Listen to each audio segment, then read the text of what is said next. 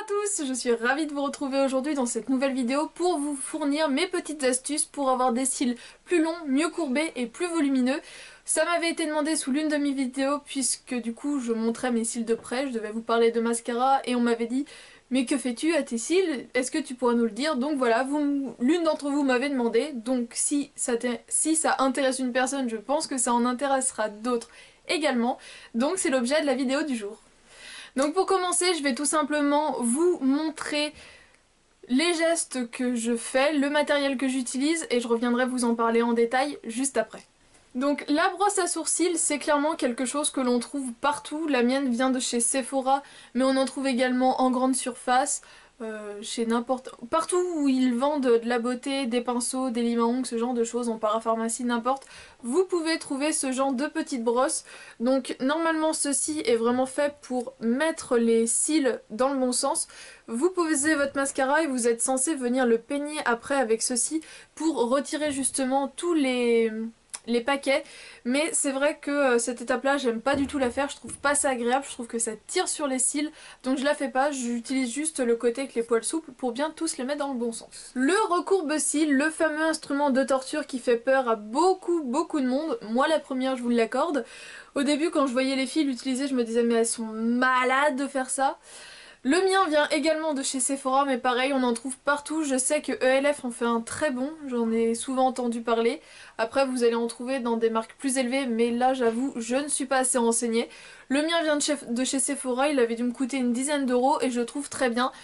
Pour le peu que j'utilise, puisque je vous l'accorde, aujourd'hui, je vous ai fait la totale, puisque clairement, le recourbe-cils, je l'utilise peut-être 20 jours dans l'année, puisque j'ai naturellement une courbure de cils assez importante et le fait de me recourber les cils c'est juste pour donner, on va dire, encore plus d'amplitude, mais je n'en ressens pas le besoin au quotidien.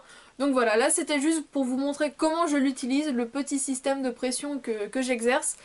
Mais je pense que c'est quand même quelque chose à voir, surtout si vous avez par contre les cils qui n'ont pas du tout de courbure. Là c'est vraiment quelque chose d'indispensable puisque c'est vraiment ce qui va imprimer une forme à vos cils. Je dis pas que ça va tenir toute la journée, mais au moins vous allez quand même réussir à les décoller un minimum. Après au niveau des mascaras que j'utilise, ça change vraiment tous les jours en fonction de mes envies. Si je veux quelque chose de plus naturel, de plus volumineux, rarement de plus long puisque j'aime pas les cils très longs mais qui n'ont pas de volume.